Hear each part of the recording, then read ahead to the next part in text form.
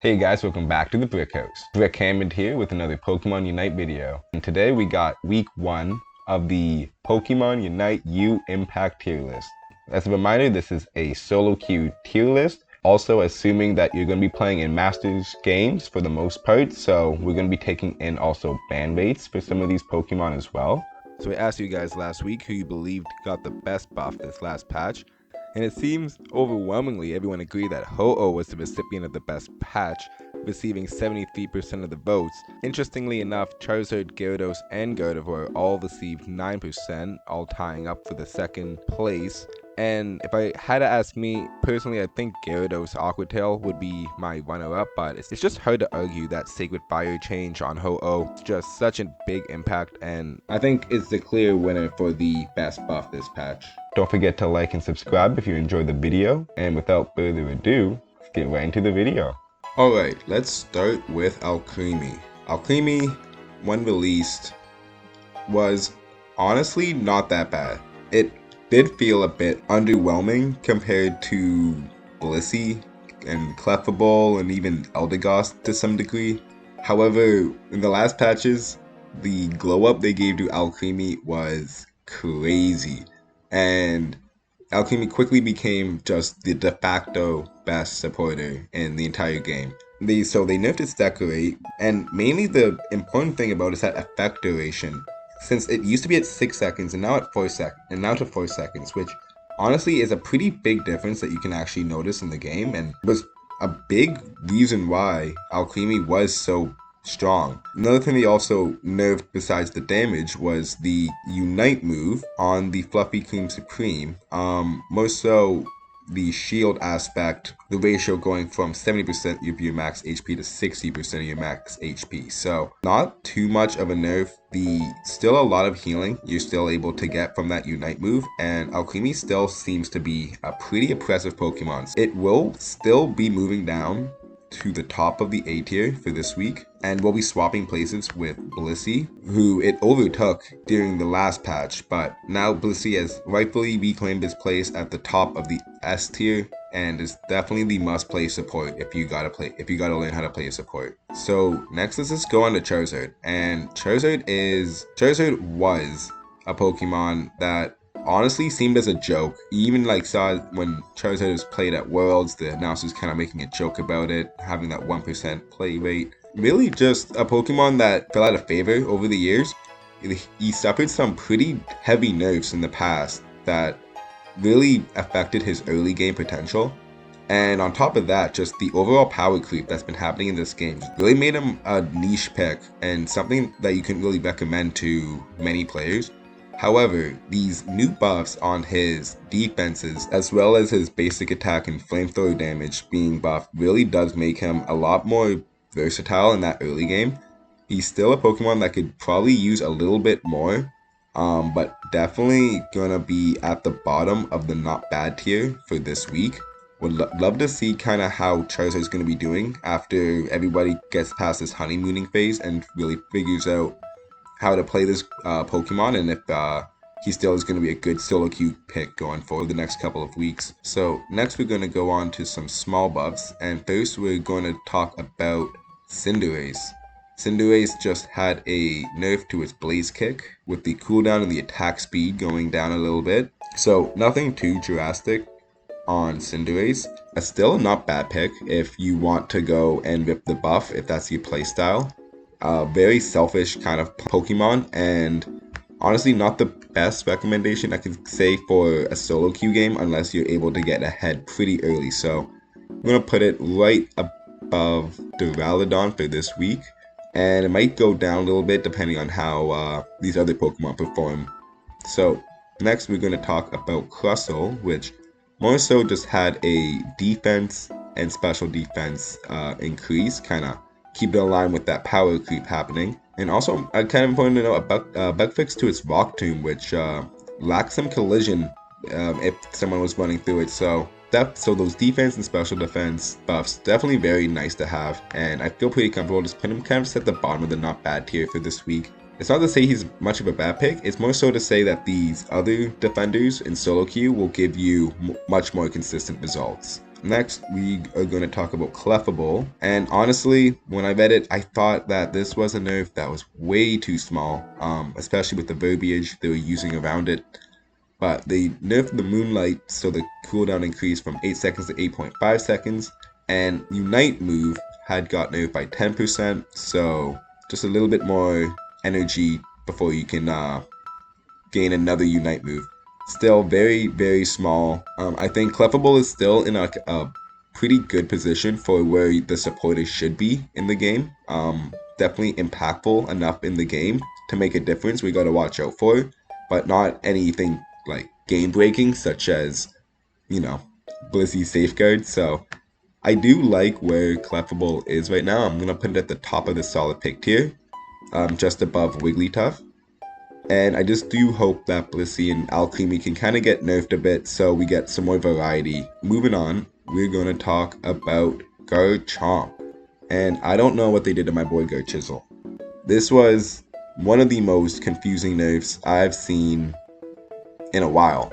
They nerfed his Dragon Claw, his Bulldoze, his Earthquake, the whole set. And it doesn't matter which type of Garchomp you played, you definitely are going to feel these nerfs. So I had him kind of high because those last buffs he got were very necessary, I feel. Put him in a very good position when it came to competing against these other Pokemon. However, right now, I'm even hard pressed to come across a Garchomp, so it's even hard to get some data on how he's holding up after these nerfs. So definitely not a good indication, and I definitely think we can just put him back in the could use a buff tier. And there will be a bit of change with these tiers in the next couple weeks, but for now we're just going to be focusing on the winners and losers of this latest patch. So we're going to be going on next to Gardevoir, and Gardevoir got a pretty significant damage increase, as well as getting that defense and special defense increase, much needed for, again, these early release Pokemon who kind of got power crept over the months. So Gardevoir, I still believe is a very strong pick. It has a fairly weak early game. However, now with that extra tankiness in that late game, it's definitely going to be able to survive a lot more than it used to. And just the utility it can provide with Psychic or Moonblast is honestly insane. So I definitely feel comfortable putting Gardevoir just in between Decidueye and Alolan Ninetales for this week. Could possibly honestly be higher into a solid pick tier, but we'll be a bit conservative for this week. So next we're going to talk about Gyarados, who had, honestly, I would have said the most substantial buff this patch, but there's one other Pokemon who clearly takes the cake on that one, as you already know.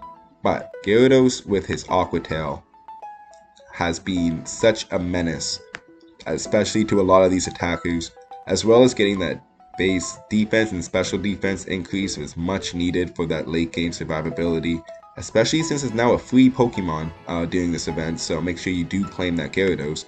But one that honestly you can't not recommend in that way, and I think we'll just kind of put him right below Bisharp for right now. Again, we're going to act a bit liberal on some of these placements for some of these guys. They may end up moving up or down over these next week as we get over this honeymooning phase since this last patch just dropped. Next, we're going to talk about the big one, Ho-Oh. Sacred Fire replacing his Fly and making Ho-Oh one of the most oppressive defender picks in the game right now. And you will see a Ho-Oh in almost every single game you play, and that's for a good reason. It's no longer the Pokemon who's just there to revive your team in that last team fight, but one that's going to be giving you constant pressure. It's going to be much easier to bully those attackers and even the other defender very early on in the game as opposed to pre-buffs. So honestly, a fantastic buff they did with Ho-Oh. I know some people may be a bit annoyed with the amount of Ho-Ohs they're running into their games right now, although that will surely die down as time goes on. But definitely a pick that deserves to be at the top of the list for this week. It is one that would probably be in the S tier pick. However, being such a popular pick does increase that ban rate significantly. And just for the sake of being able to play the Pokemon right now, Umbreon will be definitely the one I would recommend getting a good hang of right now. Also, just a fantastic counter to Ho-Oh, stop those shenanigans from going on. So, again, Ho-Oh will be at the top of the defenders list just because of that ban rate for this week. So, Hoopa had one of the, I think he had probably the smallest nerf in this entire patch. They just nerfed the time available to return to Phantom Force's initial location, so from 5 seconds to 3.5 seconds. This is one of those nerfs that really more pertain to 5v5 play and Worlds competition, less so than solo queue. So something that you probably won't be experiencing too much in your games, and won't be affecting Hoopa's placement too much for this week. So we're going to still put him just at the middle of the not bad tier for this week. So yeah, next we have Inteleon, and Inteleon had a very interesting nerf. He is no longer able to stack up to those 3 crit stacks at the Sobble stage. You'll need to evolve to consecutively gain some stacks. And also a nerf to his Snipe Shot, as well as a buff to the Acrobatics, making him just a little bit more versatile. And so right now it does put him currently in this awkward position as they're trying to kind of figure out what to do with him. Hopefully they can kind of bring his other set back up to parity with his Snipe Shot set. I still seems that the Snipe Shot set is the de facto one you should be running, and something that again more so is going to be affecting Worlds and 5v5 play more so than your solo queue games. So these patches still do affect Inteleon fairly negatively though, so we will be putting him just at the bottom of the solid pick tier, just in front of Pikachu for right now. So next we got Psyduck, who had another fairly small nerf, and this is the last one that is more so affecting 5v5 play, less so than solo queue play. However, it's something you will definitely feel in your solo queue games, and more so just the radius of your Psychic being turned down from 2 meters to 1.7 meters, as well as a very small increase to the second,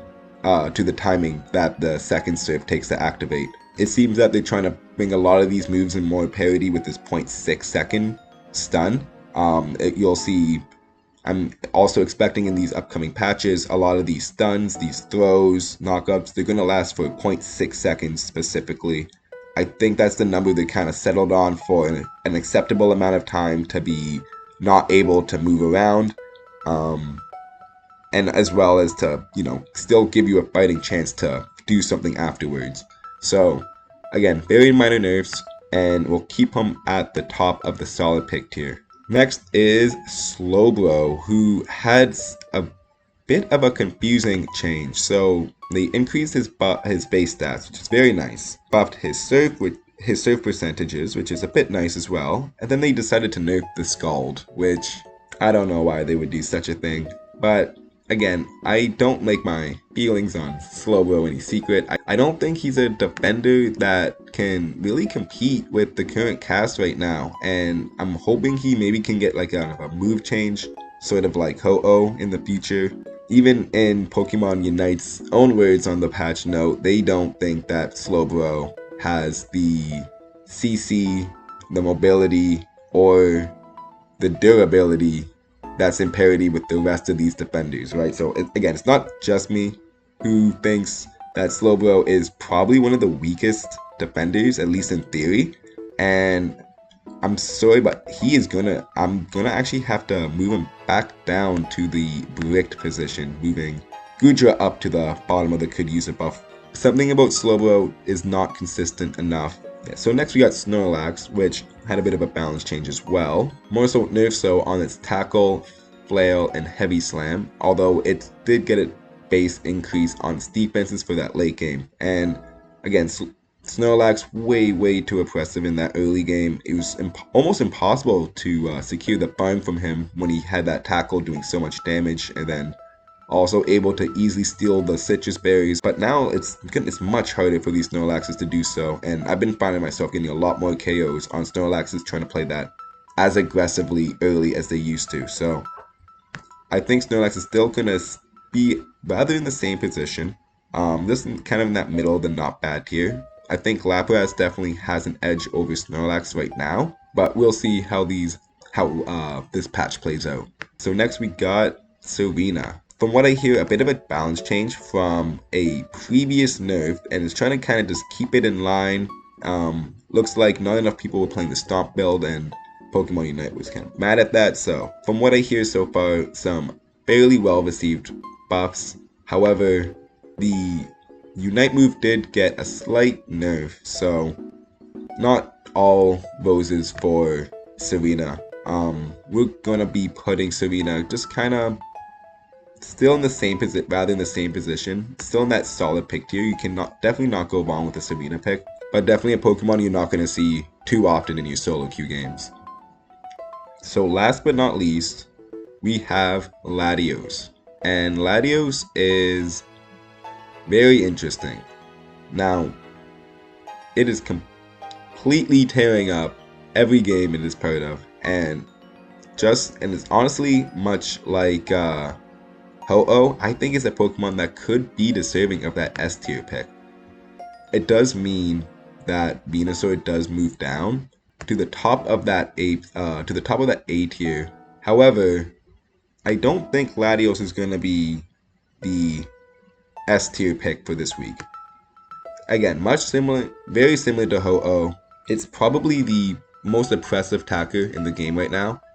One that definitely doesn't need any emergency buffs like the last couple of releases that we got. So honestly, we're gonna need to hope we can tone Latios down fairly soon.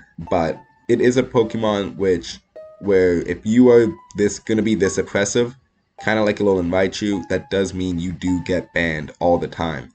And it kind of just swapped places with Alolan Raichu, so we're going to be putting Alolan Raichu actually in our must-play tier for this week. It is still a very, very solid Pokemon to play, and one that missed out on that must-play tier because of that ban rate a lot of the times, but now because there's just so many other Pokemon to ban, Alolan Raichu is successfully sneaking past the ban phase for these draft games, so I think it's definitely a good Pokemon to pick up right now if you got the chance, if you haven't already, and one that will definitely give you a lot of success. So yeah, that's gonna do it for this week's tier list. So we got a lot of movement all over the board, from Slowbro to Garchomp all the way up to Raichu at the top now, and Alcremie moving down to the solid pick tier as well. So much movement on the board, and I try to be a bit conservative with this placement. It's still fairly early on, and a lot of players are going through that honeymooning phase, so they're still trying to find out good movesets, or running these Pokemon in every single lane, which kind of makes the data a bit harder to gather at this stage. So we'll see how they perform in this next week, and we'll also have a couple more Pokemon to move around. One that we got my eye on right now is Tyranitar, as maybe being a little too high. Honestly, might be in the Brik position next week, but we'll wait to see and find out about that one. Anyways, don't forget to like and subscribe if you guys enjoyed the video. Let me know down below. Is there anyone you think that is too high? Anyone you think is too low? How do you feel about Alolan Raichu at the top of this must-play tier instead of Latios? Is that, do you agree? Do you disagree? Let me know down below. Anyways, I've been Brik Hammond. Stay nasty, guys. But wait, there's more. I did mean for this video to come out a bit earlier last week when the patch did drop. Although there was so much information that dropped, I wasn't able to get a slot to put this in. And we also had the release of a new mode called Electrode Volleyball. And I'm sure some of you guys are wondering, what Pokemon should I play in Electrode Volleyball? I got a little extra bit at the end for this video, a little speed rundown of kind of a Electrode Volleyball tier list ranking. So I hope you guys enjoy this next little segment, and hope it maybe helps your decision on who you should play next in some Electrode Volleyball. Anyways, without further ado, let's get right into it.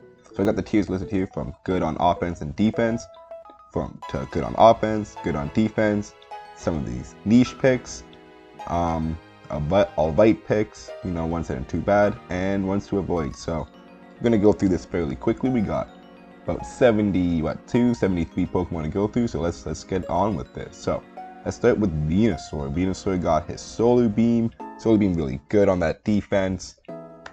He can stand very far back on his defense. Going the Pedal Drain, Giga Drain set might be a little too squishy, especially for the early game for Electrode Volleyball, so more niche to do that, so we'll just keep on the good on defense.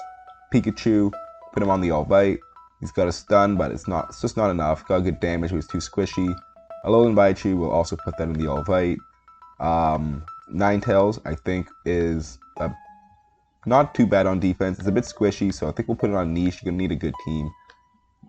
Mewtwo Y, definitely good on defense. Got that teleport super good.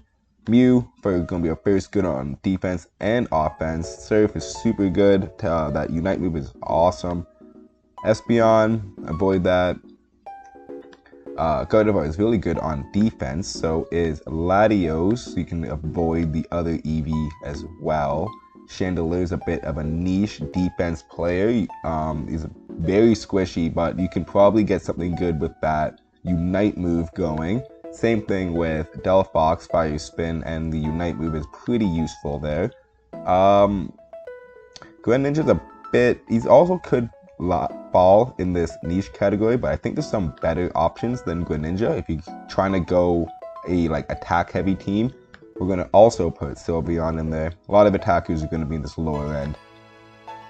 Decidueye, definitely a good defender. He can stand very far back. Arrows do a lot of damage. Cinderace is one of those niche picks that can do a lot of damage very quickly. Inteleon, avoid Inteleon. It's not going to be that good of a pick. Same as Cramorant. Sadly, same as Duraludon, way too squishy. Sitting target, right? Dragapult can go into that niche pick. Gonna focus on KOs. Armarouge is alright. He's not a bad defender. Same thing with Miraidon. It's just a bit squishy, right? As for our all-rounders, starting with Charizard, we're gonna have him good on offense. So he's not a bad defender, but you definitely want to keep him as far up as possible. But Champ, honestly good on offense and on defense. He can get around the map so quickly. Submission and his Unite move so crazy. Same thing with Galarian Rapidash. You can put Galarian Rapidash on offense or defense. You're going to get good results. Dragonite is an all-right pick. There's a lot better all-rounders to go than Dragonite. It's a bit tanky, can do some damage, but not too much. Gyarados is a bit niche as well. It's not focused on displacement. Has a bit of CC, but a lot of damage, so maybe you want to focus on those KOs. We're going to put Mewtwo X, good on that defense. Same thing, same kind of theory with Mewtwo Y. Zoomerel is going to be alright, a lot of damage, not much displacement. Both of the Caesar builds are also going to be Caesar and Scyther, also an alright. We're going to put the Suicune in the niche build. You might go a freeze-orientated team that might actually be very beneficial, although very risky, very team-orientated. Now, Tyranitar finally found something he's good at in this game. He's good on offense and defense, but he is going to be overshadowed actually by Blaziken, who honestly I would say is the best pick. Spoiler alert, for this game mode, I would 100% put Blaziken in there. Now, next we're going to go on to Metagross. Metagross is an alright pick. He has a pretty good Unite move that can get you a point, but not consistent enough to be up. Same thing with Lucario. He's a pretty alright pick. He can get a lot of damage off, but not enough damage to deal compared to some of these other guys. Garchomp, he is a pretty niche pick. He has a pretty good displacement. It's just Garchomp is Garchomp right now, so maybe I could put him in the good on offense, but not for now. Let's see. Aegislash is an alright pick. He doesn't have much displacement, although he's probably going to be pretty good on defense. So actually, no. They'll put Aegislash good on defense for that. Tsareena is a very good on offense. There's a lot of damage, a lot of life steal back. And Queen Ascent is a very useful move to kind of catch that defender sleeping if they're not too careful. We have Mimikyu. We're going to put on alright, one that focuses on damage. Buzzwole is amazing on offense and defense. Definitely a runner-up to Blaziken for the best in the game. Phalanx is a pretty niche pick. You're going to have to really understand how to play Phalanx to get the most out of him, but Zacian is an alright pick. Definitely a lot of damage. So next we have both the Urshifus, who are excellent defenders to pick. Some of the best defenders you can have for this mode. Cerulege is alright. He's a pretty niche pick. He can do a lot of damage, has a lot of lifesteal now with that Bitter Blade. We have Tinkaton, who's a very good on offense, very easy to get those stacks going. And honestly, I think actually we can just put Tinkaton on offense and defense. I think it's that good. So next we got Gengar. I think you should avoid Gengar in this mode. He's not gonna get to the results that you're looking for. You might be able to get a quick early, but it's not going to be helpful for much longer after that. Dodrio is very good in both, being very fast to get along both sides of the map, and as well as having a very excellent displacement. Absol is someone you should probably avoid. He's very squishy, very easy to pop him. Leafeon also, I think, should go into that role as well. Darkrai is a pretty niche pick. Maybe your offense could use for that Unite move, and that Sleep passive is pretty useful. Zoroark, also a pretty niche pick. You can use him on defense. Talonflame is a decent on offense, but he's more into the niche category still. Displacement is something you really want as that offense, and you'll see that offense slot kind of fill up later on. So next we got Zoroark. Zoroark is alright. He definitely has the speedster problem of falling off a little bit. And Meowscarada is probably someone you should avoid in this mode, as there's just much better options now. Next we got the defenders, and obviously at the top we have Blastoise, one of, you can argue, the best. I argue Blaziken is my favorite, but Blastoise and that displacement is immeasurable. Slowbro is an excellent defender. He's very hard to KO, very tanky. Same as Lapras. Snorlax is going to be a very good offense and defense to have on your team. Next we also have Umbreon, who I'd honestly have to say is a much better offense than defense. Ho-Oh as well, who's a bit of a niche pick, maybe for the revive. He's not going to be too useful in a mode like this. We have Mamoswine, who is excellent on both offense and defense as well. A lot of displacement. You can argue though better on the defense and the offense. Crustle is amazing on the offense with his Rock Tomb and his Fury Cutter being such a problem to deal with.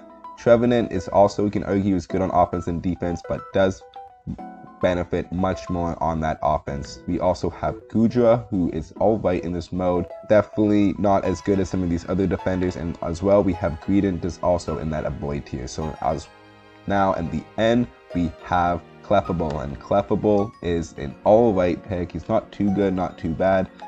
Wigglytuff is actually a fairly good offense pick. You could argue it's in one of these niche or alright categories. However, I think that Wigglytuff with that passive, as well as actually running Sing, not Volo, sticking to running the Sing set with that passive is actually very, very good on offense. Psyduck also very good on offense with that displacement you can put on the other team. Mr. Mime is a very good defensive player with a lot of the walls.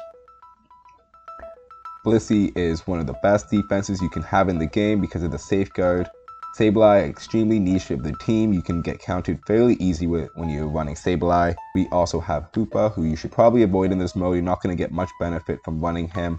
Comfrey is definitely good on offense if you're going to be using a Comfrey, although it's going to fall into that niche category for obvious reasons. Next we're going to have Eldegoss, who's going to be good on offense actually to support. If you're going to be running a 2 in the front, 1 in the back, and acts as a supporter for them. Also has a fairly good Unite move for the displacement.